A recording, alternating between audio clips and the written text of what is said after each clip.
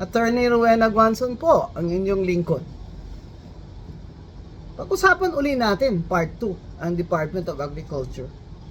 Kasi baka hindi pa ito alam ni Secretary Chu Laurel. Pero hindi ako naniwala na hindi niya alam.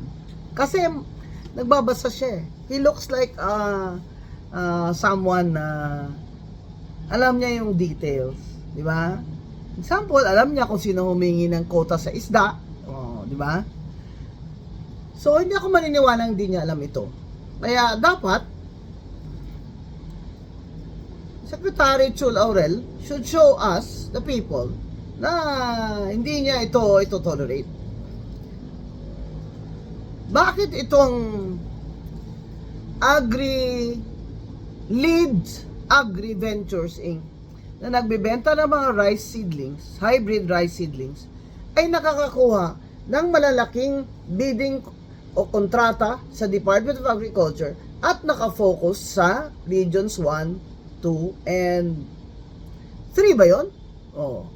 Or 5. At titingnan nyo ang Secretary Chu Laurel. Tingnan nyo naman ang track record niyan.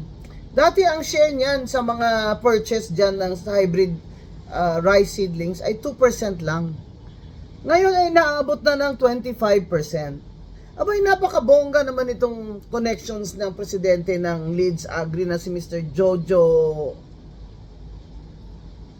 Hindi ko maalala yung last name niya, pero sa part 3, maalala ko na.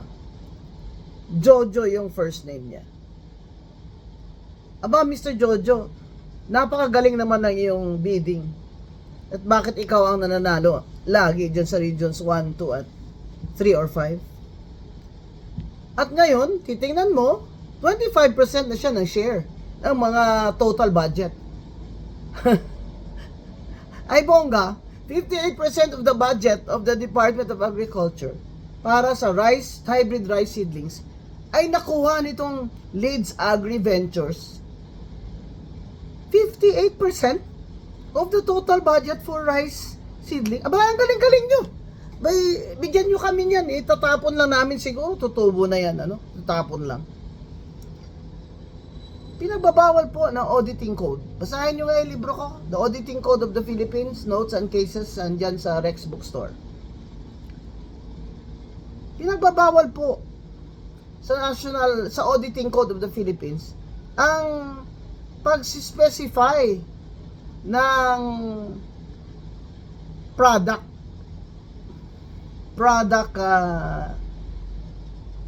description or elements na napaka-narrow, so narrow, that only one supplier can supply it. Abay, napakagaling naman itong hybrid rice seedlings ni Mr. Jojo ng Leeds Agri Ventures na wala na talagang ibang supplier. Ito pa. Ginagawa ng DA sa bidding. Hoy, attention. Bids and Awards Committee Chair. Ikaw, makinig ka dito, ha? Makinig ka dito at makakasuhan ka. Ang ginagawa nila, yung description ng seedling ng isang kumpanya, example, Leeds Agri Ventures, ayun ang ilalagay nila doon na narrow. Napakakitid na wala nang ibang makakabidding doon. Di failed bidding. Sa pangalawang failed bidding, sa pangatlo ay pwede na silang mag-negotiated purchase. Alam nyo, hindi naman lahat ng tao maluloko nyo, mga magnanakaw kayo dyan sa DA. Oo, magnanakaw kayo dyan sa Department of Agriculture. Kagaya lang kayo dyan sa Department of Public Works, malala kayo. Dahil yung mga pagkain namin ang ninanakawan nyo. Kinukurakot nyo yung budget ng taong bayan para sa pagkain. Tsaka yung seedlings ng Leeds Agri Ventures. Bakit? Yan ba lahat ng types of soil? Pwede siya? Lahat ba ng climate? Pwede siya? Bakit siya nananalo sa lahat ng region na yan kinabi ko? Abay, hindi naman po sa Meron naman po akong konting palayan. Iba naman ang climate sa Negros. Long dry season. Kailangan mo talaga mag-irigasyon. Kung gusto mo magtanim ng rice. Ibig mo sabihin, yung super hybrid rice seedling ng Leeds Agri Ventures ni Mr. Jojo ay napakagaling na buong Pilipinas, kahit anong climate, kahit anong soil, ay siya lang ang angkop doon na itanim natin. Pera namin yan, ninanakaw nyo Tsaka yung farmers kawawa namimigay kayo ng seedlings na hindi angkop doon. Tsaka wala na siyang choice, di ba? Yun na lang.